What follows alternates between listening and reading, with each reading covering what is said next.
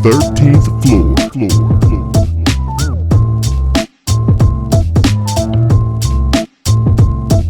The 13th floor. Welcome, ladies and gentlemen, to the 13th floor, where the furniture isn't always the best, but the views are amazing. I am your moderator, B. Jones, and I am joined by beloved intern once again, Jay Dace. What's going on? It's always a pleasure to get on here, man. With the school, school course, man, it's always kind of difficult getting on here, but I'm glad I was able to make it. President's Day, we ain't had no class, so shout out to the podcast. Easy. What happened to your hat, bro? Oh, with the headphones, man. But I'm still representing, bro. Oh, you know okay. what I mean? Still representing. All right. Check you, make sure. You know what I'm saying? I know the bees might have been close to, the Black Panther necklace. Or let them know. Easy. There it is. BJ, what's going on with you, bro? All good, baby. All good. Been back in the saddle, man. I was sick last week, missed the podcast, but I'm back with you. Easy. I'm glad you're here, man. You sound a little bit, like you still got a little phlegm in there. You know what I'm saying? Need some Mucinex or something. Yeah, I'm getting over it, man. It's coming back. I totally lost my voice the other day, so. Okay. But we here though. We won't make you talk too much. Nah, we're gonna talk tonight. Okay then. Oh man, DJ Barry B Fresh. Excuse me, Panther. Greetings, Fresh. my brothers. Wakanda Forever. What's going on, baby? We out here, same grind, same shine, colorful. Well traveled and ready to get it. Talk about a great movie. America, you tuned in? I know you are. Let's get it. And last but not least, Coach K, our resident Wakandan, put all of us up on game. Sorry, Art, you're not here to get your acclaim. But, Carol, man, what's going on, baby? Man, I'm good. What can I say? I mean, finally, everybody else in the world introduced to what I already knew. Right. It's been a pleasure introducing everybody, and I'm just happy that it happened, man. Yeah, man, it was exciting. Man. What I've known for years. Years, right? As I told you, I had to start changing passwords because all of a sudden people know about Wakanda. All the T'Challa 12569s, no more. Oh man, look, man, I had stuff that was like my motorcycle was named Shuri. Wow. Really? Yeah. That's hard. And I remember, I vaguely remember you saying that back in the day, no frame of reference whatsoever. I'm like, right over okay. Yup. Wow. Well, yeah, definitely. Before we get into the Wakanda Forever, before we get into Black Panther, the movie, this day in Black History, man, I want to give a special shout out since we've missed the mark. We should be ashamed of ourselves. We haven't had a Black History fact this month on the 13th floor. But this day, February 19th, 1942, the Red Tails, also known as the Tuskegee Airmen, were initiated into the U.S. Armed Forces and legitimately able to fight in World War II. So definitely want to put that fact out there. Also, man, it's another shout out. Y'all know Bubba Wallace? Y'all heard about Bubba Wallace? The only, of course not. So Bubba Wallace, man, black NASCAR racer, man, finished second. They took 500. Bubba Wallace. Yes.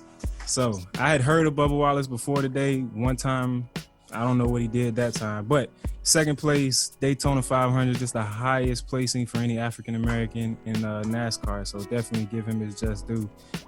Dude's going to do some great things, man, but definitely want to get those two out of the way. Celebrate that black excellence this month. Red Tails is a great movie. Go see that. It was absolutely a great movie. I was going to ask you if Bubba was the first name of Wallace from The Wire, which happened to be Michael B. Jordan. That's Wallace. Look at that, man. Everything just coming full circle tonight. Yep. Well, let's how talk you about double dutch right there. You feel me? What are that? Anyway, we're gonna keep with Michael B. Jordan and Black Panther, man. So movie was this weekend. I saw it twice. Amazing. Must be nice to be in transition. Nice. Huh? Yeah. I said must be nice to be in career transition. Oh yeah, man. That last 2 weeks was amazing.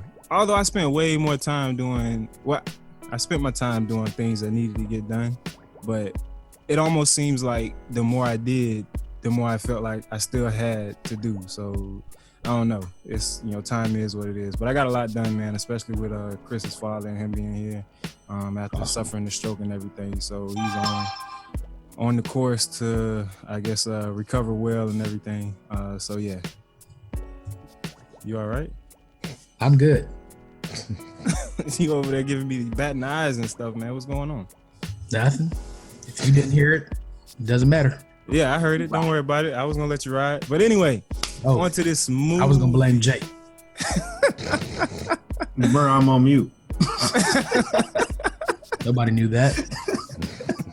On to this movie, man. I got to get you guys' reactions. I definitely want to get into Michael B. Jordan's character since it was really dynamic on the show, but just on the movie rather. But you know, my reaction to the movie, man, I thought it was amazing, well put together. The acting from top to bottom was amazing. I almost feel like Shuri was my favorite character in the movie, just for what she brought to the table, as well as how funny she was the entire movie. Like you couldn't have asked for a better younger sibling. Right. That relationship was just amazing. But her technological advancements that she showed off throughout the whole movie. I'm really excited to see what she grows into after reading all of the backstory in Black Panther. But yeah, I'm gonna throw it to you guys. Let me know what you guys thought. I think it was straight amazing, everything from top to bottom. And I think there was a lot of, I don't want to say hope, but you know, everybody, there was a lot of hype surrounding this movie, and with it being a comic book character coming to life, you know, there's many different ways it could go, and for it to be a story that it wasn't about black versus white, first off, which I thought was really important for it to be like a truly like changing movie. Like everybody in the movie was black, but it was a good story. It was except a story for the colonialist. I love that. The colonizer. The relationship. Everything. Do not scare me like that, colonizer. Bro, I was weak.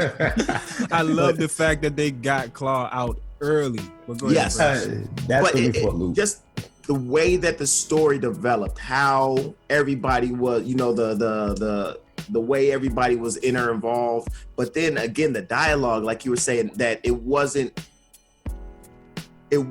just, you know, some hood black people type dialogue. It was, you know, it was amazing to get a real feel of Africa and really start to feel that African pride of feeling like, man, I'm doing myself an injustice by not going back and visiting my people and trying to, you know, get closer to that community.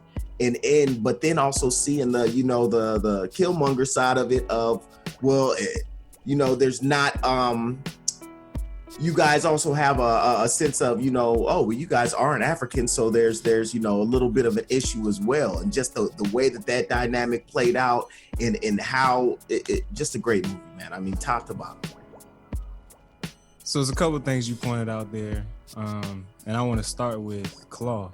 So BJ, you said it kind of threw you for a loop, and it did me as well, because I didn't think Killmonger was going to be like as big of a character, but I also didn't know the story, and then it kind of changed a little bit to fit the movie.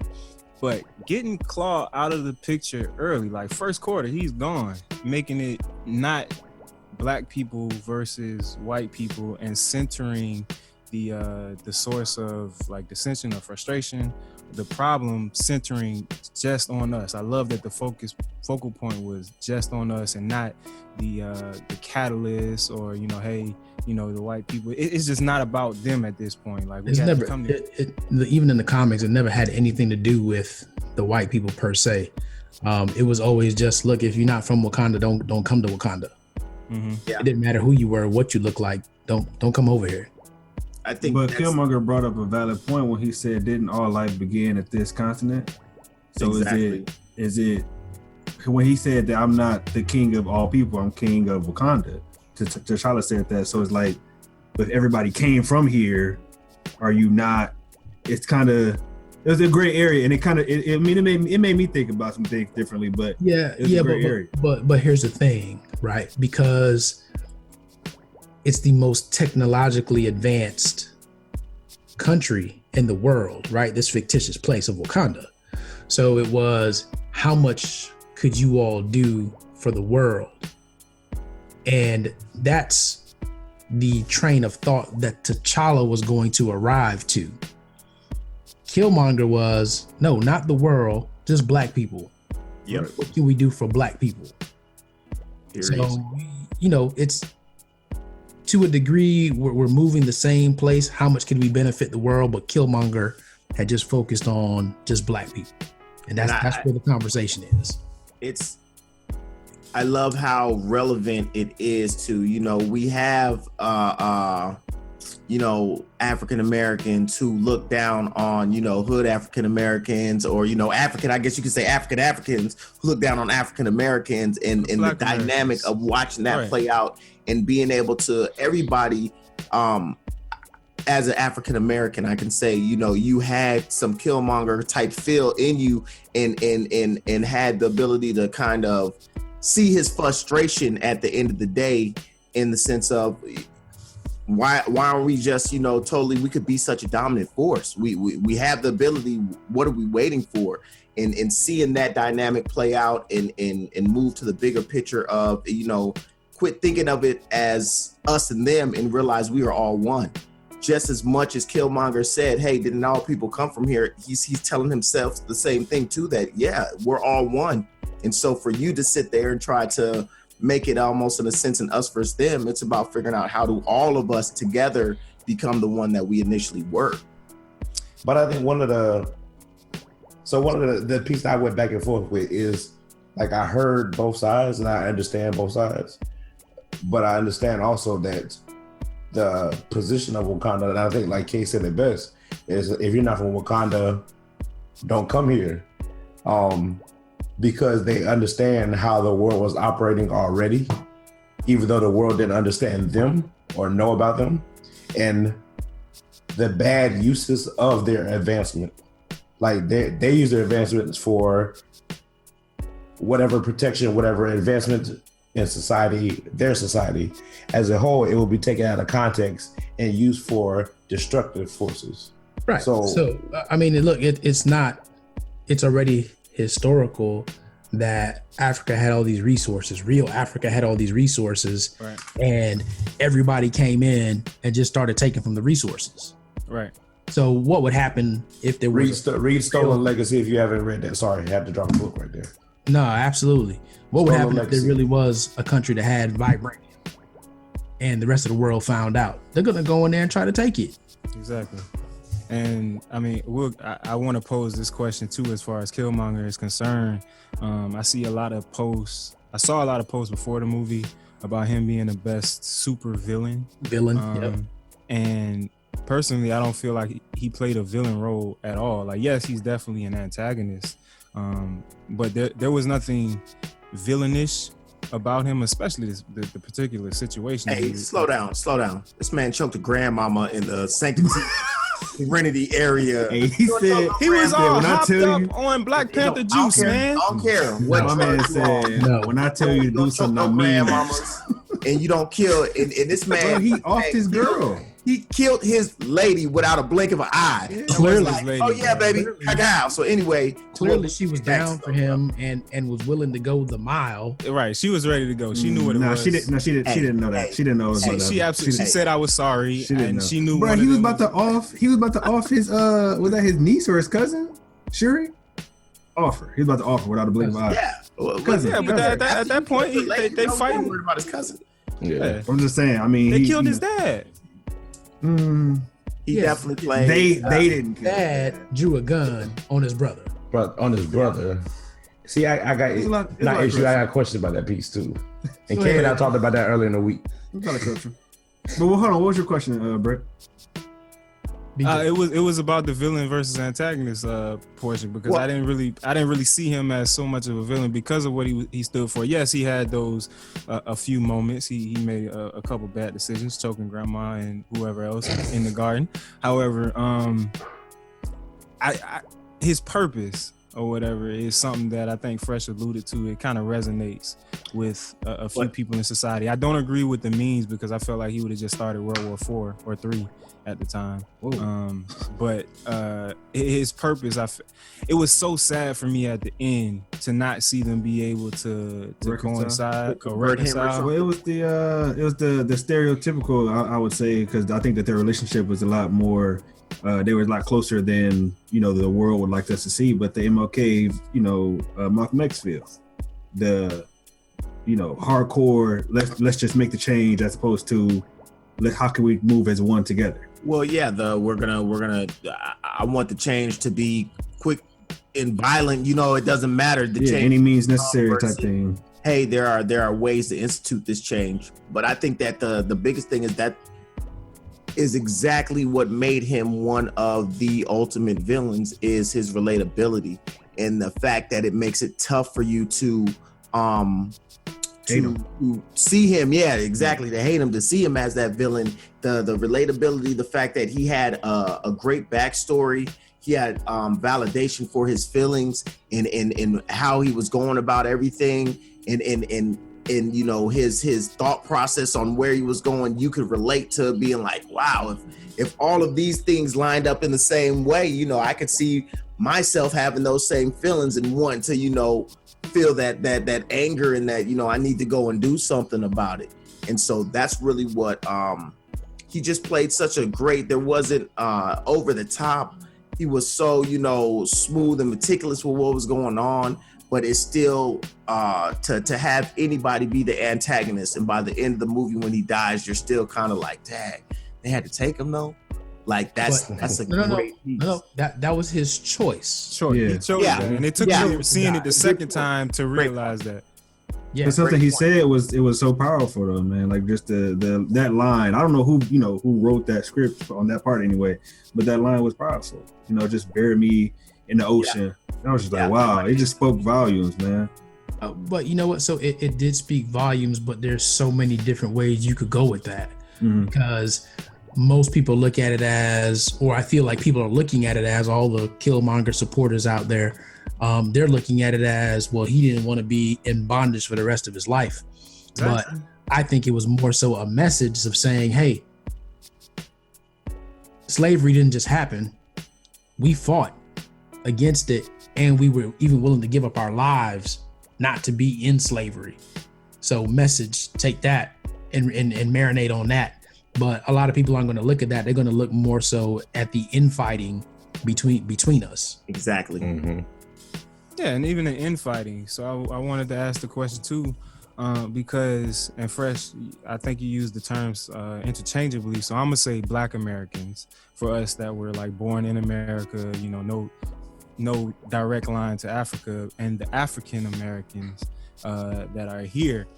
Seeing this movie and them try to play on that dynamic a lot of bit, do you guys feel like that relationship will grow and be a little bit better than it may have been previously? Because I have a few African friends that kind of feel like, and I think it's really easy to say that as an African American, but I feel like the heightened, everything is trendy now, you know what I'm saying? The move, everybody going back to Africa, us wearing the dashikis and the kentes now and everything, it's a trend now. Whereas when we were growing up 15, 20 years ago, you dealing with the ignorance and, nobody wants to be from Africa. You don't want to be from the bush.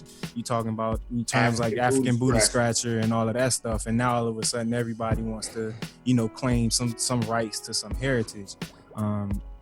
I think that not only does with a heightened state of consciousness come, that heightened state of responsibility and reach back to that heritage. I think that the movie showed that even in that moment where Killmonger's pride had him take that knife to the chest and continue and fall into the ocean, T'Challa was willing, I feel like would have been willing to bury a hatchet. You know what I'm saying? Because he 100% was. He told him, let me fix you. Right, you know what I'm saying? Yeah. That bondage thing is like all of this was in your head, and it goes even further to the systemic things that he dealt with growing up in LA or wherever in California he was, and the oppression that they put around his mind, like thinking it's either balls to the wall with this or nothing else. Like there is no middle ground for me. There is no compromise. Like I have to get it this way or no. Oh, he's like, if I can't be who I am, then I don't want to live. Right. And if you think about it, like we have that conversation almost every day with people that live in the quote unquote hood, and you try to go talk to them and they're like, oh man, I don't want to have to change who I am to get this or to get that. And that's kind of what that situation was, is that, look, if I can't go out here and guns blazing and get it that way, I don't want to get it any other way. So just go ahead and kill me. Let me die. Does that make any sense though? Oh, it doesn't make sense. But if you look at the number of people, that are like, they already have t-shirts. Killmonger was right. Yeah. Right? He was right about what? Yeah, what was he right about? And for those people that are saying Killmonger was right, how many of y'all are actually willing to take up the cause or lose your life? Right. And that's the biggest thing I got, the most positive thing I got from Killmonger, is that he was ready and willing to do whatever it took, and that being his life as well, for what he believed in. Now, you mentioned this Killmonger was right shirt. Yeah, absolutely. I would pose that question to anybody rocking that shirt, because I think that attitude, that mindset is it's lacking amongst our. It goes back to what you said about it being trendy, though. You know what I mean? Just it's a fad. You know, it sounds good or it looks good to put that shirt on, but if it came down to it, you know what I mean, would you really stand up and really believe and hold true to what you're saying or what your shirt represents or not? But I think Killmonger was like just driven by hatred. Mm-hmm. I think that he just had a lot of resentment in his heart. And while his cause was good, like T'Challa said in the movie, he ultimately became who he was trying to eliminate, I guess. Look, I put it to you this way. So the movie has probably made about $215 million domestically at this point. Okay. Mm-hmm. How many of those people do you think we account for?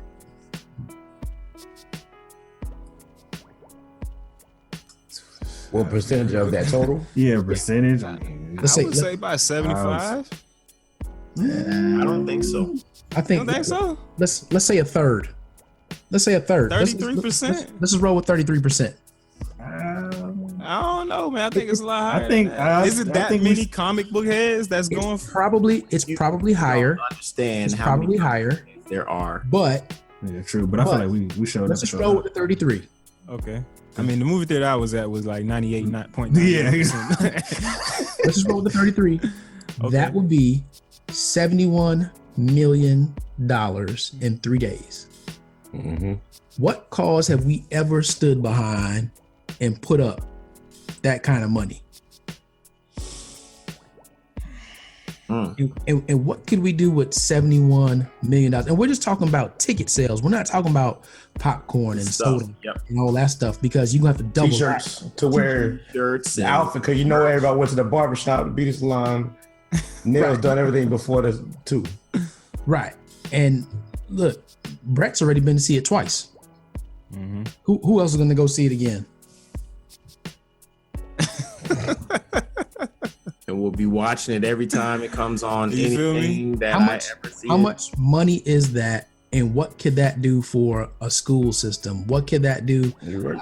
At first, I was going to take you guys to what could it do for a presidential election, but I could tell you it's not going to do much because I looked at the amount of money they spent on last presidential election, dropping the bucket, and it doesn't even touch it. But what could you do with that type of power, with that type of buying power? And people don't realize, they think it's gonna take this huge thing, and all it is, hey, give me $20. So that's I was gonna come to that point a little later in the podcast, but it's like, where do we go from here? Because you got the masses out to support this movie, and rightfully so, because I took my daughter. Probably not the best idea. I didn't really want to, but you got children seeing. I'm sorry. I'll come back to that one in mind. You got children of all ages, teenagers seeing the kings and queens of Wakanda. You know what I'm saying? Seeing heritage basically in a way that they've never seen on screen before, outside of maybe some bondage or slavery type of movies. Like, you see us in prominent places. So with that, the catalyst that Black Panther was, you've already alluded to the buying power. You've already alluded to the movements we can make as a mass. So is this the push for that going forward? I think that you can't. as great as this movie is, we can't act like this is just all of a sudden some time bomb that just blew up, and now all of a sudden, you know, while we do all have our dashikis on, we're not wearing these to work tomorrow. You know, that it's the importance of the movie is my daughter consistently telling me for 3-4 days about how great it was, and the funny thing is my daughter was a DC you know, Flash and everything else like that. Like, she was not even checking for it at all. And I kept on telling her, hey, Black Panther's coming, Black Panther, I'm telling you, it's gonna be amazing. She finally goes, sees it, and I mean, totally changed her life.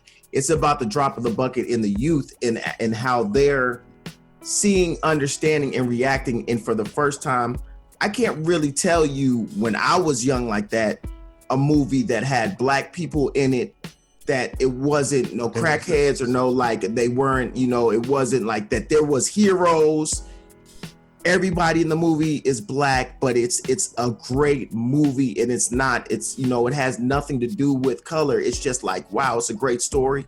But then it brings in us as kings and queens, and that we weren't just slaves, and we weren't just, you know, crackheads, and we weren't like, that's the importance. That's the drop in the bucket that's going to make the real change. It's not going to be something to as important as it is. There's not going to be this moment of now, you know, oh, you know, it just totally changes the way that African Americans and Black Africans relate with each other and all it.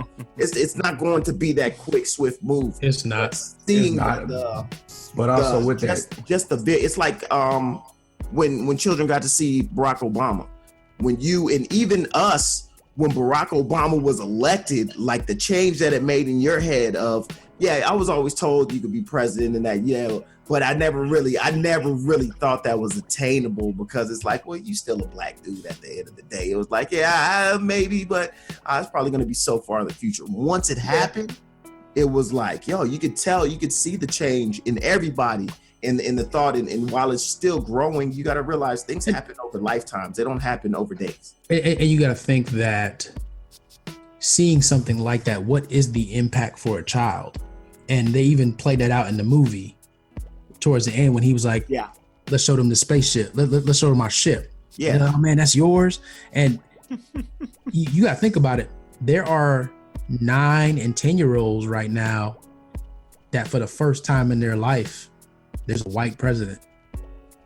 Yeah, think about that. Had only been a Black president before. They had never known anything different. Mm-hmm. So these little seeds that you plant, they're going to take time to grow. But I think right now, as adults and old heads, we have this argument already between those that have been in power forever, those that have been looked at as the leaders, and they look at the young folks. And when we say the young folks, we know that that's even us in our 40s and down, we're still the young folks. Mm-hmm. And they look at us like, oh man, you guys don't know what you're doing, blah, blah, blah. And then you still have just the different factions. So look at M'Baku, right? The gorilla tribe, those guys, they didn't want anything to do with it. Like, if we can't be in charge, we want anything to do with it. And then they came around later and realized, okay, well, what's better for all of us is if this man is in charge. So we gonna save him, you know, don't move him because you're gonna kill him. Do what you gotta do to rescue him. But then there's other people like a Wakabe, who is that the guy that's still in the sunken place? Yes. Still in the sunken place. Yo, what the, like, he got to lose his head first quarter in the next Black Panther movie. Look, he had he strong. What you have to realize, look, off with his head. Understand. You're talking about somebody who lost his parents to Buddy, and when he asked the king to, hey man, I lost my parents. You know, it's important to me. I want the Claw's head. Like, I want it. I want to be a piece of it. When it didn't happen, hold on. I wanted so badly for T'Challa to tell him the reason I didn't bring Claw back is because of the mug you helping right now blew the freaking wall out and took him out of my hand. So what are we talking about? Do you think that he would have cared about that? And at the end of the day, I don't care. I wanted the guy dead. That's the problem. And my man brought it to me. To him, and think about it. That's might exactly what happened. That's what it was. He won his heart. That shows how you felt even further. T'Challa, you're telling me that you let this guy come in out of nowhere and do it. So that's why it's just small-minded thinking. Small-mindedness. Oh yeah. I want retribution. I'm not looking for a long-term solution. I want retribution to my solution. It wasn't only there because he even said when he didn't come back with them, he was like, the same thing with your father, in the sense of it wasn't just about him not bringing the same. I thought it was gonna be something. It was about look. We want to make a change, and we want to. Similar to what Killmonger wanted, I don't think that he wanted it, of course, at the levels that Killmonger wants it, but he wanted to implement, like, we are this great nation. We want to be heard. We want to be able to have all of our people, and not just Wakandans be able to be heard and be a dominant force in the world. So I don't fully push him off of hey, you're still in a sunken place. Because again, there are pieces of understanding in how his thought process was and what he wanted for himself, the people, and everything else. That's another piece as to why the story in the movie is so great, because there's so much. They show real life conflict, and so many internal battles you yourself as a viewer are facing, and like when you can look at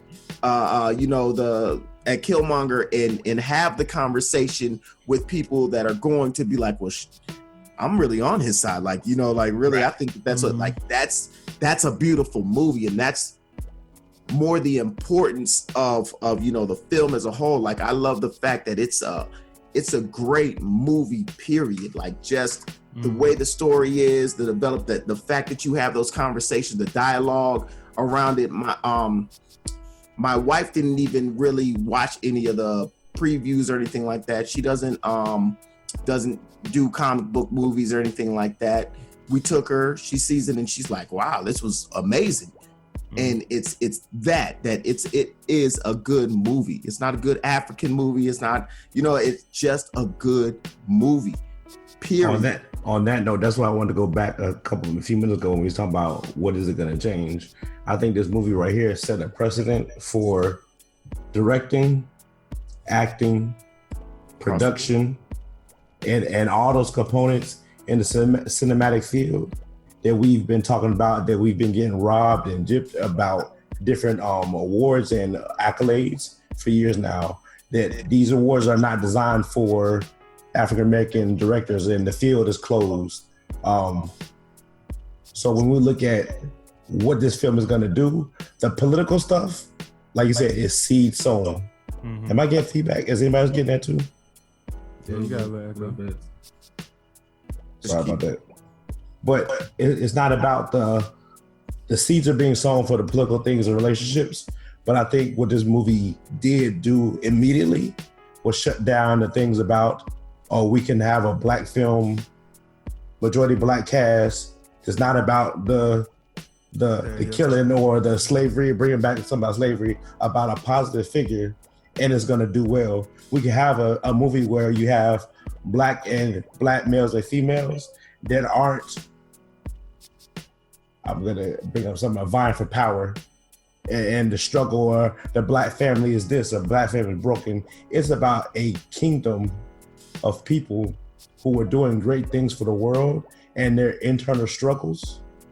And that alone sets a precedent for how movies are going to be produced, and in my opinion, produced and portrayed from here on out. Like Hollywood, the media, Forbes, Gina sent me a list article. I didn't get to read it all the other day on Forbes, and they're talking about the financial ramifications of this film alone. What it's going to do in the lives of those actors, but that setting up for the precedent for, if we're going to do this again, what is the bare minimum that lead actor is going to get from now on? What is the bare minimum that the supporting cast, when we have people, because most of these people, we saw them in other movies in smaller roles, but they're primed for stardom. The top, what is it? A-list. Yep. A-list celebrities. A-list parts now.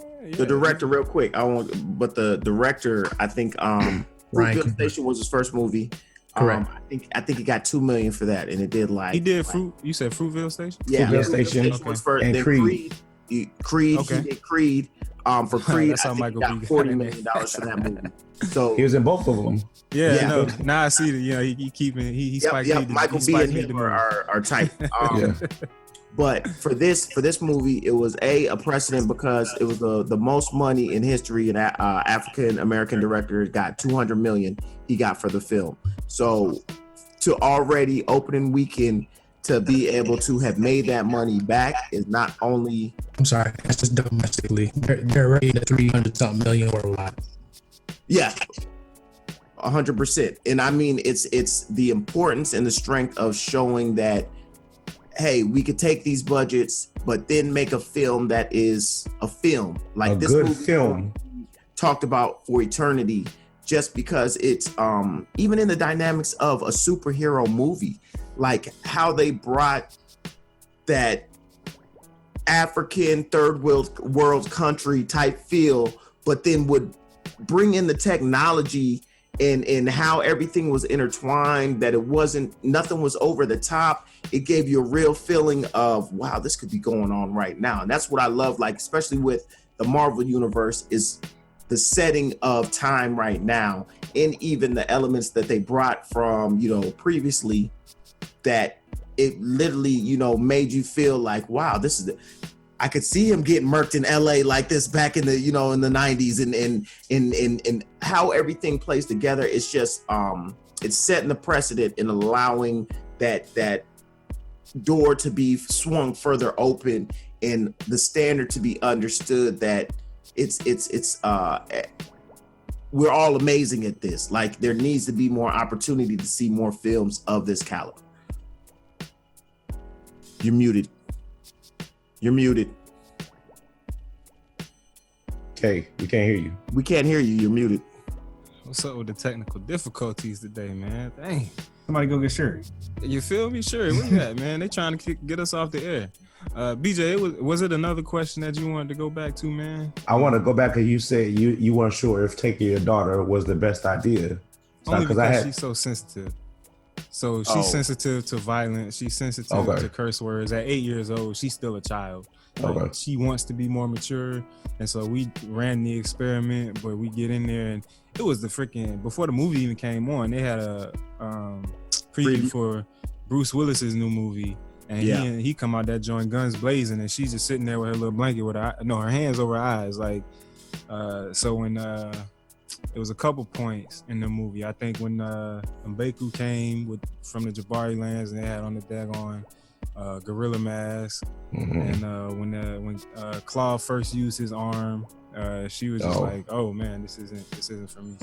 So I went back and forth because I had I didn't go back and forth about whether or not I was going to take them like his. So the twins are 9, the oldest is 11.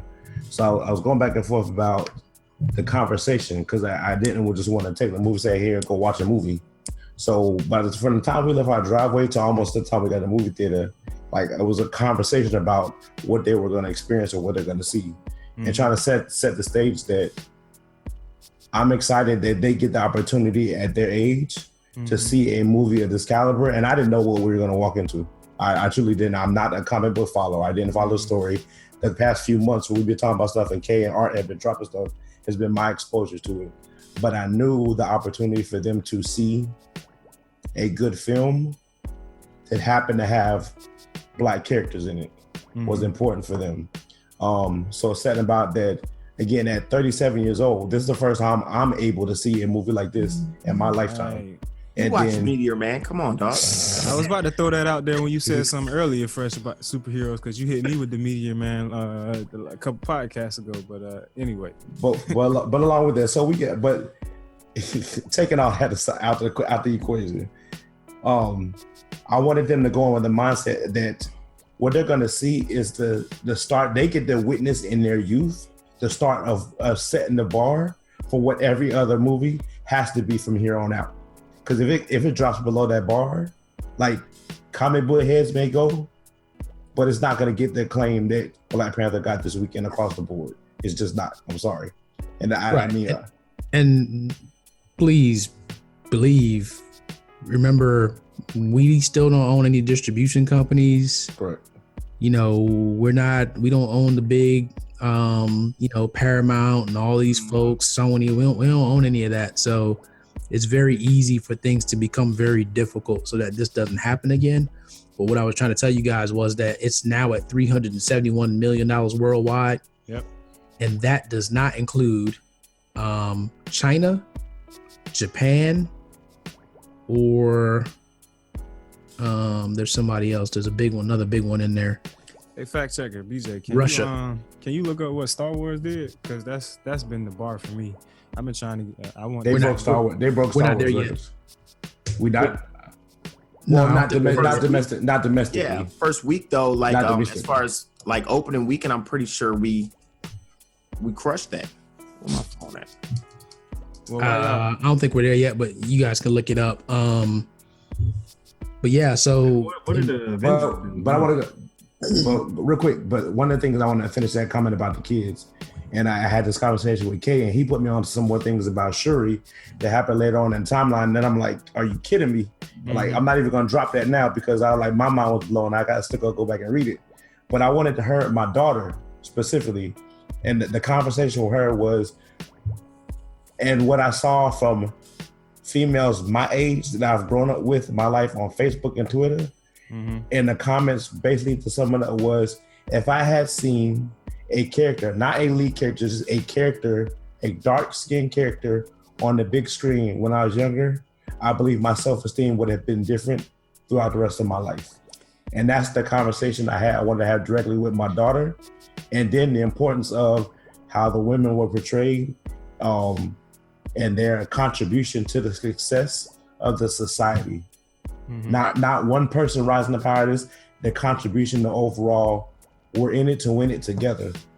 So I want to jump back on that real quick, but so Star Wars The Last Jedi domestic was 220 million.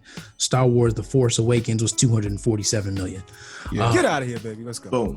247. Yep. That's domestically though. Well, I was gonna say, why are you thinking about that, BJ? At the end of the day, but I'm not. I'm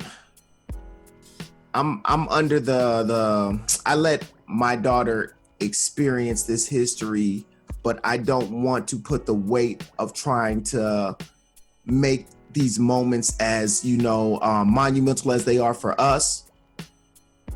I want it to be more of a, this is what it is and this is the way it's supposed to be type feel, and not like, oh my God, like I want the natural understanding and just feeling of like, this is the bar, this is the norm, not that like, this is something amazing that, oh my God, like I want her to feel like this is the way it should be.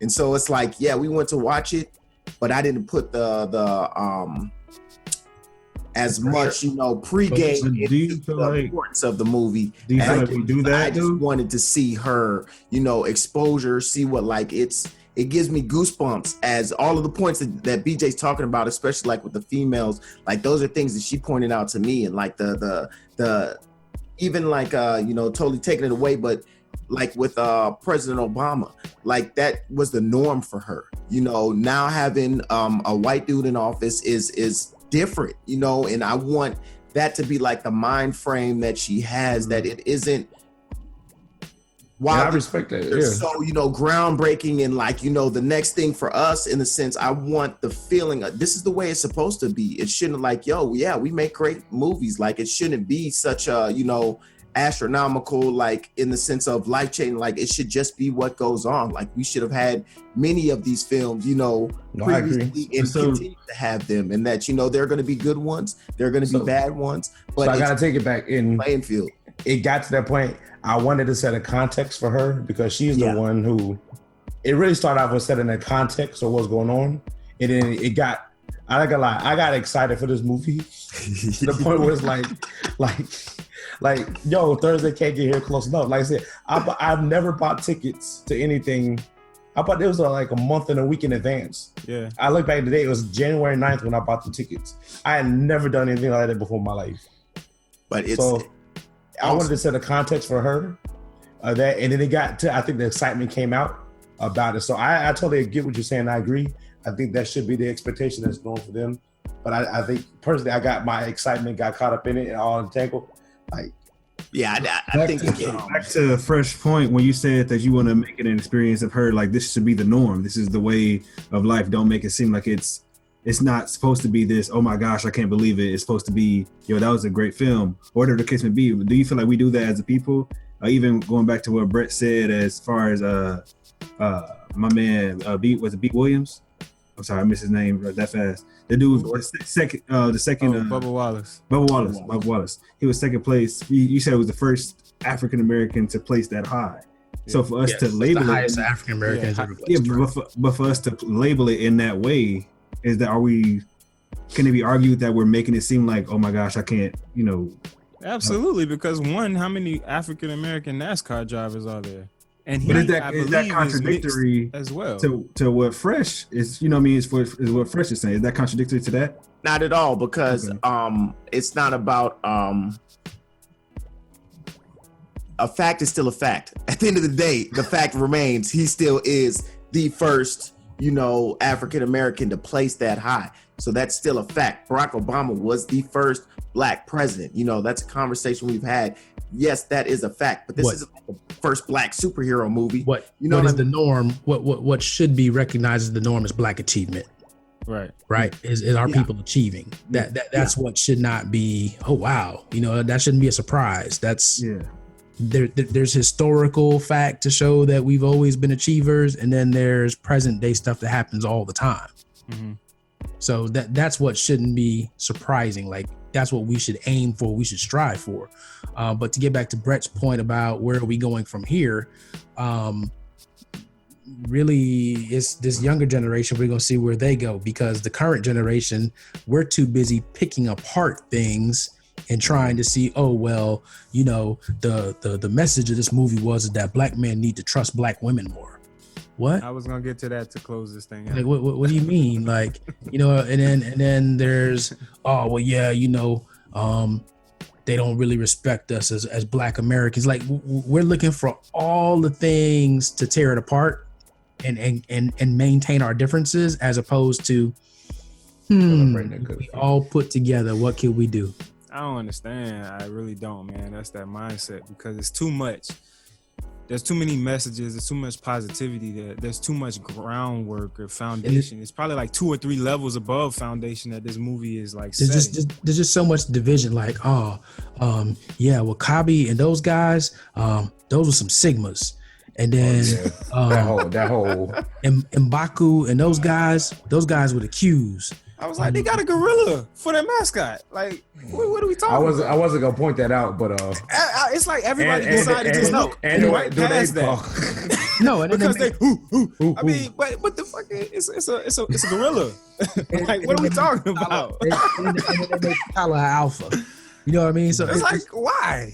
It's just like we gotta stop doing stuff like that. You gotta stop doing stuff like that. We look for every single way that we can make stuff more divisive as opposed to coming together. And I get the fun in it. There's a theme they didn't hit on that they actually took out of the movie, because 2 of the Dora Milaje are lesbians and they're a couple. And we only had one of them in there. They didn't have the other one in there. And I want to say Nakia is one that's bisexual, but I can't remember if it was her character exactly. But she's not a Dora. Huh? She's not a Dora though. She was an assassin. Or not an assassin. She was like a spy or something. They changed a lot of stuff in that movie, because the backstory that I had read, first of all, T'Chaka didn't kill his brothers. He didn't kill his brother or whatever. It was, I think, Claw's people who took Killmonger's family and put them into slavery or whatever. There was a lot of stuff that they changed for the movie. Regardless. Sticking with the Dora what is it again? Dora Milaje. Sticking with the Dora Milaje. So that scene that put our boy Daniel Kaluuya, that's his name? Yeah. Kaluuya, back in that sunken place. What do y'all think of that scene, man? And I'm talking about when the rhino licked her. Of you would kill me or whatever, and she all said, of that for my country. Yep. All of that. Yep. I mean, because it was bigger than it. It was just for her people. Like, at the end of the day, it's where do you like she asked. It was just as important. What are you loyal to? The same thing to his sister. That's what I'm saying. Like, what are you loyal to? And she said, I serve whoever on the throne. I don't serve the person, I serve the throne. So she's willing, her values were, the country over my people over my love. Right. Until she realized that he was going to put the country at risk. And then she was just like, oh, no. We got to do something about this guy. But then that was her people versus her country. You know what I mean? Is really what it went to, is that she, just like you said, she had that realization of, while I do serve the throne, it's more about my people in what the progression I want them to take, as opposed to just being blindly a servant. Yeah, and that's just, look, it's just another theme. We got two things that we touched on there. They got into this situation because King T'Chaka did not want to bear the embarrassment of, my brother went to the United States, had a child with somebody else, and my brother is the reason that we got attacked in the first place and people died. He didn't want to deal with that. Hold on. Is it that he didn't want to? Because he was going to, I feel until like he pulled the gun. He was going to deal with it until he pulled the gun on him, though. Right. And then he killed him. And then he didn't want to bring the son back because then he would have to talk through the whole. Okay, he didn't. Okay, that's what. Okay, I got you. Okay, I'm jumping too far ahead. Okay, got you. Thank you for clarification. Yeah, no worries. And that's kind of how we are, right? Like, we want to hide our stuff. We don't want to show our bad qualities, or we don't want to be exposed. So we have people that could probably do some really great things, but because they got kicked out of college, or they suffered divorce, or whatever it might be, they allow that to derail what they would do. And then we have other people that, because people won't come along with them for the cause, and they fear what those people are going to think about them, so they just kind of lay dormant and not act on what they know is right. Yeah. Well, I got from that scene though, man, like, that you can't deny, the power of a Black woman. She is of vital importance to any movement that that we will bring about. So I just feel like there's both sides of it. Like, while we are mighty, we need them just like they need us. Yeah, and that's really one of the things that I wanted to make sure I didn't forget, or that we didn't kind of just gloss over, was the strength of the women in all of their roles, whether it be the queen and everything she did to kind of maintain the country, Shuri, and all of her technological advances. Was it Okoye? The general, I think her name was Okoye. Yes. Oh, she was a savage. And I love her in The Walking Dead just as much as I loved her in this movie, because it's basically it's almost the same role. But that scene for me, it was a lot, and I got more out of it the second time I saw it than I did the first time, because I'm looking at him and I'm watching him try to basically like seduce this woman into his side. And I'm like, dang, man, that's the fuel right there leading the feminist movement. Like, that's the fuel that's burning right there. And then her and all of her strength, like, all right, if this is really what you want, I'm gonna give it to you, but I'm not gonna, compromise my integrity for my country. And I thought that was huge. That was huge. And I like I said, his head should be gone first quarter, next movie. Like, he gotta go. And look, that manifests itself in a different way in real life. Like, there's things that one spouse or the other wants to achieve, but the other one can't see that goal. And when you should be sacrificing and doing stuff, it's more like, oh, well, you're not gonna do this or do that. We're not gonna, go on this trip or that trip, when, hey, look, we're trying to build something bigger. And if you focus, we can go on any trip that we want to. And it works kind of both ways, because you see that dynamic a lot with the successful Black female, and what they have to kind of quote unquote sacrifice to get. Ask Fresh and BJ when we went to the ETA thing, the entrepreneurship thing. Majority of the people in there was females. Right, but no male attacks, no wedding rings, and all of them were like, I'm trying to do this, and my husband won't support me, or my boyfriend doesn't support me, and it was just crazy how many people could tell that story. But there is a flip side to it, and that flip side was shown heavily. I don't know if people caught it between T'Challa and Nakia, because as much as he wanted her to be with him by his side on the throne or whatever, he afforded her that opportunity to go and be great at what she wanted to be great at and be that assassin. And then I think at the end he also provided an opportunity for both, to compromise. So and like that, just back to Kay's point, like compromise. We can do it together. We all ultimately the goal is the same.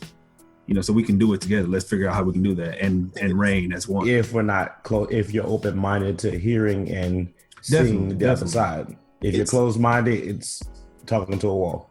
And I think it's the being okay with breaking tradition, understanding that tradition and policies were created at moments, and that we evolve as people, and there are opportunities for those traditions to be to evolve as well, and create different needs. Like, yes, it's okay for you to be my queen and the most killer assassin, super agent there is too. Like, that's okay. And being able to break those strides, that's another consistent battle we face as a people, right? The Constitution says XYZ. The Constitution was made a long time ago and doesn't have as many valid real world uses as it did back then. And it's that same understanding of in evolving as a people, we have to be able to understand and evolve our laws, policies, and ways of life with the understanding that, yes, women aren't, doormats. They're not, they are as equal to everybody in the world, and that they have the ability to do everything else, and that, changes and policies, they should not be enacted from, history. There needs to be updating and understanding of everything across the board. Absolutely. So, Kay, when is there going to be a next Black Panther sighting? How long do I have to wait for this next movie? Infinity. I'm not sure, man. We have to wait until after Infinity Wars, and we'll see where everything lands after that. So far, I haven't heard anything about a part 2. Well, they're not going to talk about nothing until Infinity Wars. That's the next big thing. That's a 2-part movie. Is it? Oh, for real? Yeah, that's what all of that this, makes sense. That makes sense. That's what all of this has been leading up to. So it's definitely going to be a life. It's a few movies I gotta go back and watch then, because I ain't watched that Ragnarok thing. I didn't watch it. Was a good one. Ultron. Even the significance of Ant-Man and the Wasp are coming out. Yep. Yeah. That there's is that going to be interesting? That did not grab my attention whatsoever. So is it going to be worth watching? Yeah, if you're a comic book head, like some of the little independent ones, it's just like I wasn't a big Ant-Man guy. I thought it was okay. I thought it was pretty cool. The movie is the original, like the first one, Ant-Man. It was cool. I mean, it wasn't like Iron Man, you know what I mean? But to me, it's the Marvel universe. Ain't no Deadpool. Yeah, the way that they bring everything together. K and Art put me on the Deadpool too. K and Jason. I had to go back and say I was highly entertained doing it. Deadpool is that. Listen, part 2. I just randomly watched that joint one day. I was at the house doing nothing, and I put it on, and I was like, I thought this was like a Spider-Man spoof. Like, I had that joke was hilarious. Idea. He's an idiot. Deadpool is in, and Ryan Reynolds does an amazing job. I don't like made for him. You don't like him? I don't like Ryan Reynolds, but whatever. Oh, hey, and like this just dawned on me yesterday. Did you guys realize that the guy that plays Captain America was Johnny Blaze in Fantastic Four? Yeah. I never saw it. Fantastic. I saw that. What you call it? You do know Michael B. Jordan was right there next to him in Fantastic Four. No, those are 2 different renditions of Fantastic Four. They were the same person, actually. They're the same person. Yeah, exactly. That's funny. And then who else though? Ryan Reynolds was Green Lantern. Yeah. And he was he referenced it in all of these Marvel Deadpool characters. He was Wade. Yep, all of these are Wade. He was Wade. X-Men. In X-Men. You got one dude playing 3 different characters. But it was theoretically he's theoretically, Deadpool and Wade are actually the same person. Yeah, Yes. yeah. But he was Green Lantern, but I think they just kind of like It they not doing wasn't anything with related. that. Like they didn't start making this huge, pool of, this is all coming to Infinity War until after like a lot of those movies, the Fantastic Fours and the Green Lantern movie, all of that were just single films in their time, to where they made that change with like what was the first one really then, Kay? Which one? The first what? To Iron start Man. off like No, the Captain Hulk. America, Infinity War. Because at the end of the Hulk, Iron Man Tony. left Thursday. I was gonna say Iron Man started everything. Iron Man. No, because Yeah. at the end of the Hulk, Tony Stark met with the General. But you talking about the second Hulk, right? Because That was the second Hulk. terrible We're talking Hulk. about the movie. reboot. But it's talking about the second We're Hulk. talking about the reboot of Yeah. the Hulk. Yeah. Was that Reboot of the 08? Hulk. Which was after Iron Man. That was after. Oh, Iron that. Man. Oh, okay. Yep. Well, sit back here and drink my BJ's tea. like, I'm out. But it's Yeah, you see me set my camera off, right? So we done with the seriousness of the podcast. I just got a question. What's your question, Jay? Is it- Because I'm coming okay. to you next. So All right, we can stay on my box then. Cool. So is this cool? Is this cool or not? Dog got his legs up. He got his legs up under him. Is this cool or not? Bringing your baby to the movies. That's the dumbest thing. How old is this baby? Oh, I there was mean, a, like depends on- can't talk. there was a baby. newborn Like, right next to me. I'm gonna cry the whole movie, baby. baby. How your baby is. If your baby is going to But sit do you and know cry and though? make crazy noise and all this other stuff, It's a then baby. sometimes that's an At issue. any moment, baby. it can do that. I'm There with was a you. newborn right. There was a newborn right next to me, and she slept the whole movie. Yeah, I'm about to say it's not impossible to have a child that will sleep through a movie or not So be a y'all- nuisance. Again, it's no different than how crazy is it to bring your kid to the mall or to a store. That's If a you little don't different. have the ability and understanding of what your child can do, then Or how to control them. or how to control them. No, bro. it's not smart Listen. to take them if you don't know how to Until you have a child, you can't even like. You valid. That's valid. That's Man, valid. I ain't But I even just- trying to have my newborn in all of that germ. Like, there's a big germ bubble I just see swirling around the movie theater. So it's like I'm not even bringing them out in that. It's Well, flu listen. season. The baby was there. The baby that I talked about was there with her mama, her daddy. Hold and her on, grandma. What'd you say, Carol? I said the baby that I'm talking about, the newborn, she was there with her mama, her daddy, and her grandma. And grandma held her the whole time. Oh, okay. It might have been grandma. Then the germ bubble. We're watching the movie, and it's got the reclining seats, a little table, and everything. So I'm sitting there, we're eating popcorn, and I kind of look over at the corner of my eye, and I see my daughter eating popcorn off of the table. So I looked at her, like I kind of looked, and I was just like, are you eating that off the table? This mid-movie? She's like, yeah. I just swoosh, I just wipe all of it. Whoosh. Don't ever do that. Like, Speaking of the swoof backhand, dog, I almost backhanded the waiter twice at the damn movie theater. You say, Brett, what do you mean waiter at a movie theater? All right, so this is what we talking about. You went to iPick? I had to go to iPick because my lady's so bougie. So we go to iPick, and this is why I text you, Carol, because I was trying to figure out what I missed. Because we go to iPick, we get there right on time for the movie, but you can order stuff or whatever beforehand. We got there at like the last of the previews, so the movie was coming on, but of course we got to order drinks and food or whatever. So she pushed the button. Mind you, before she pushes the button, we're there for about 10 minutes and nobody comes to the table. So we're like, all right, whatever. She pushes the button, the movie starts, one waiter comes. Hey, how can I help you? Whatever. I'm like, dude, what the fuck, man? Get away from me. Like, I'm trying to pay attention. She's ordering a drink and I'm trying to like, all right, I want this. We want some sliders. All right, let's go. All right, cool. Order done, whatever. Back to the movie, right? 2 minutes later. Hi, I noticed you guys just sat down. Can we get you anything? I'm like, no, I just ordered over there. Leave me alone. 3 minutes later, and this is when they're in the apartment, and I missed like probably like 2 minutes of that. The waiter comes back to us to ask us again what we want to order. But not only that, somebody done tried to steal or sat in the wrong seat, like 2 rows in front of us. So you got that commotion going on for like 2-3 minutes or whatever. So I'm like, oh, I just can't see the first scene of the movie. So I just text Carol and ask him that, what happened in the apartment so I can understand. Luckily enough, they came back to it later, so it all made sense. But yeah, you talk about that strong backhand. I wanted to give it to that waiter like 3 times. Swag.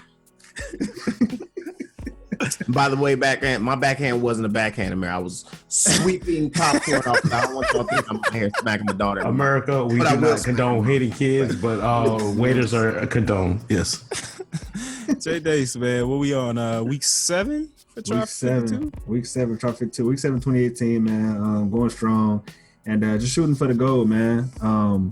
I said this week, at least for me personally, this week, what I'm trying is really focusing or honing in on doing less so that I can do more. I try to stretch myself so thin and do everything and that I will normally have done last year. And I'm in a different ballpark. I'm moving my lady up here. We have our own place together. I'm in night classes now. So from work, I have 2.5 hours that I really have to spend with her. And then, I come home and it's like 9-10 o'clock and I can't stay up too late because once again, I only got 2.5 hours to spend with her. So really doing less and setting 2, maybe 3 max things that I want to get done for the day, as opposed to last year, trying to get 7-8 things done that day. So really just doing less and focusing on those so that I can do more. That's my try 52 this week, man. Do less to do more. I'm gonna try that out because I am one that makes that 7 or 8 item list.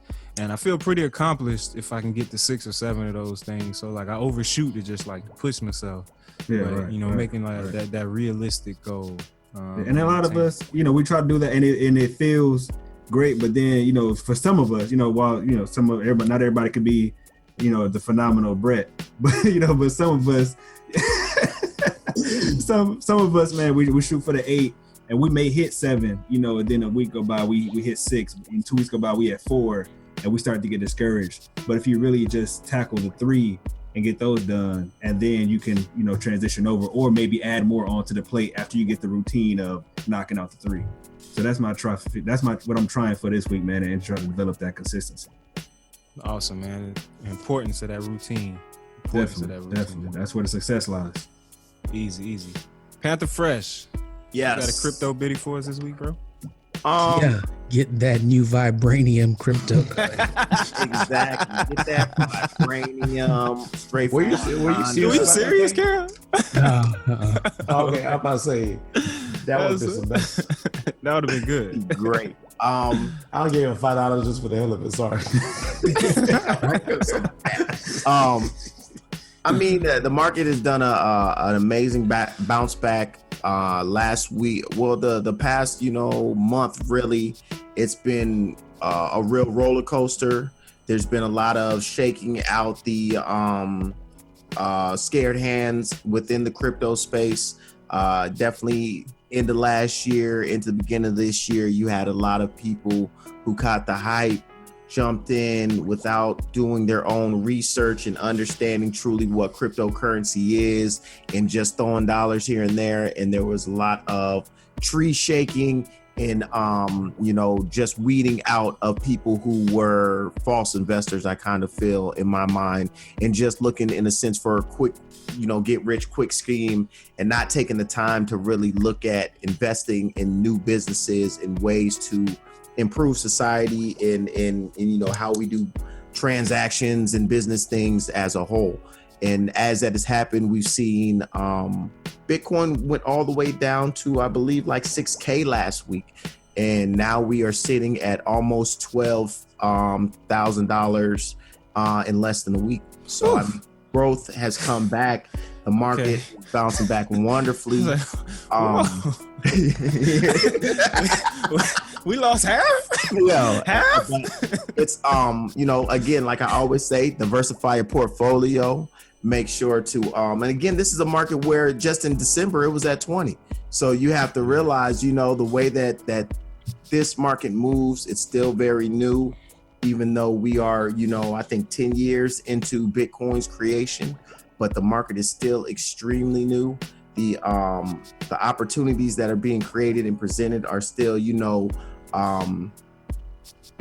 what you need to do your own research for. That there are both, you know, falsehoods and really strong points made on both sides, but the potential of what will happen in the future is almost Wakanda-esque in the sense of there is a lot of opportunity in ways that are going to totally you know, alleviate and relieve a lot of the stresses with you know, many different aspects of business. I don't want to keep it on thinking of currency and, you know, just the simplicity of, hey, now you'll have a new way to go buy toilet paper, but literally like how businesses you know, hold records, how your doctor is able to relate to you, and how doctors are able to relate to you if you go to another country and be able to, you passed out in Europe, you're from America, nobody there knows, you know, your medical history currently now, where there are ways and implementation processes through the blockchain that they're working to make it something that is easily, you know, accessible across the board. Many different opportunities. The market still grows. Do your own research, but I definitely encourage all to go out there and get a little taste. Yeah, that But blockchain before I go off, I want to go back to Black Panther, and we going back to the Be Fresh status because I want to talk about the soundtrack. We did not get to come back and hit on that, but the soundtrack has actually hit #1 on Billboard. Of course it did. Yeah. And it's a good commercial product.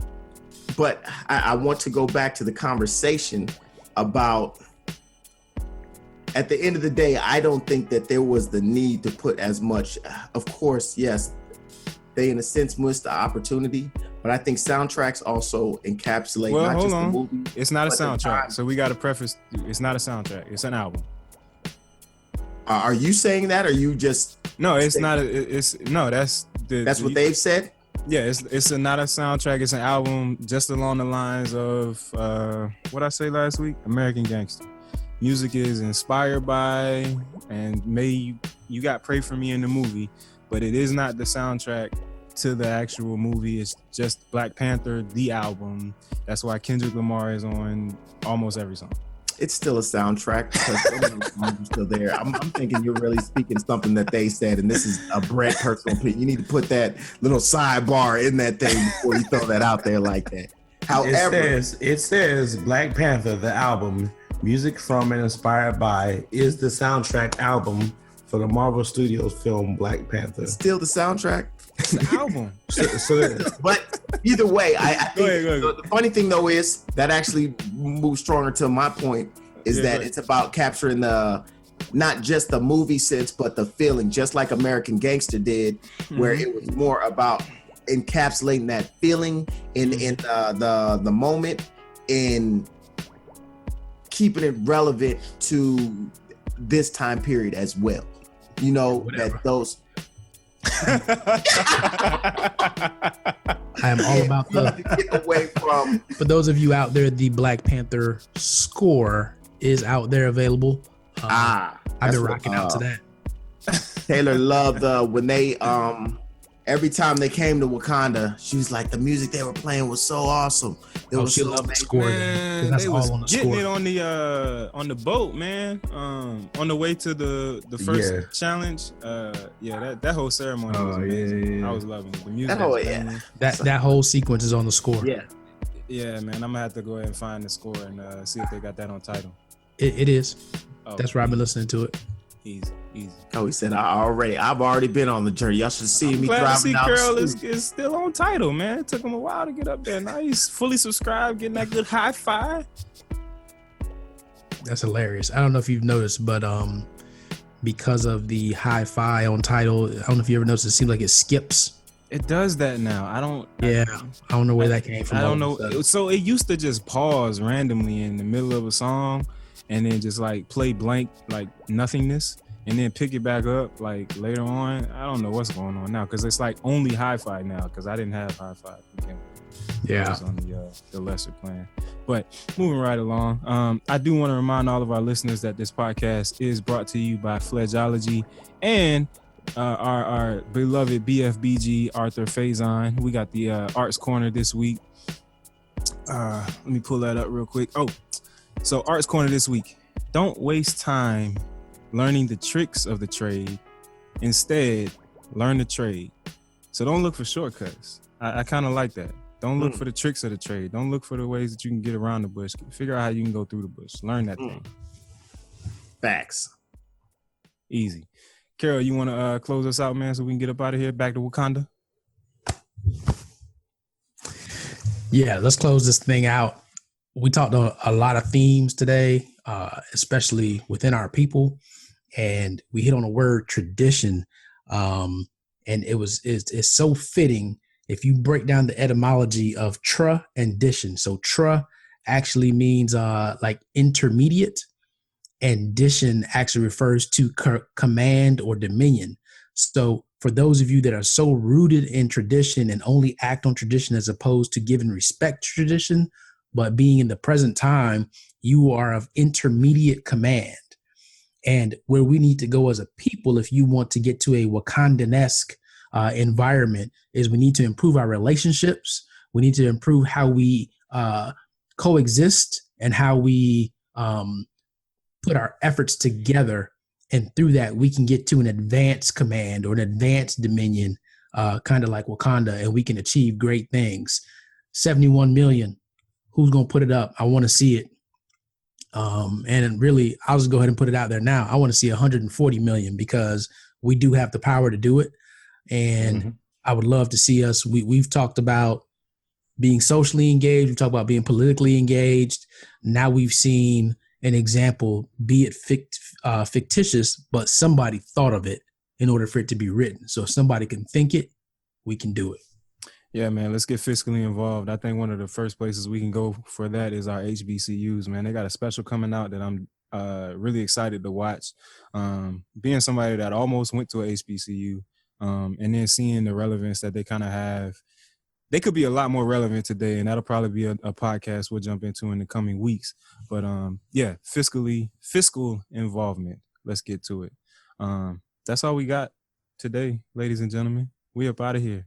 But thank you for listening. Before you do that, I would say we gotta BJ's Corner.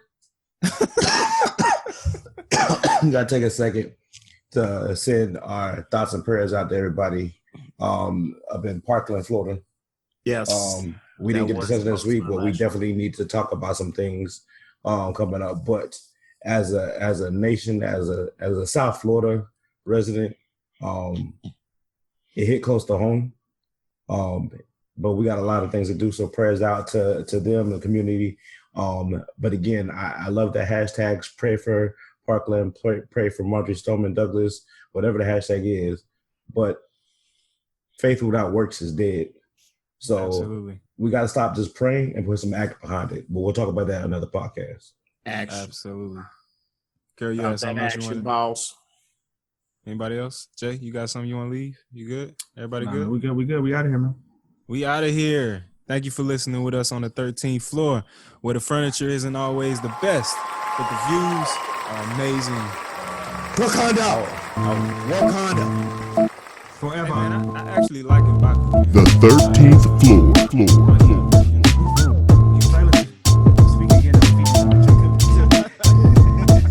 The 13th floor.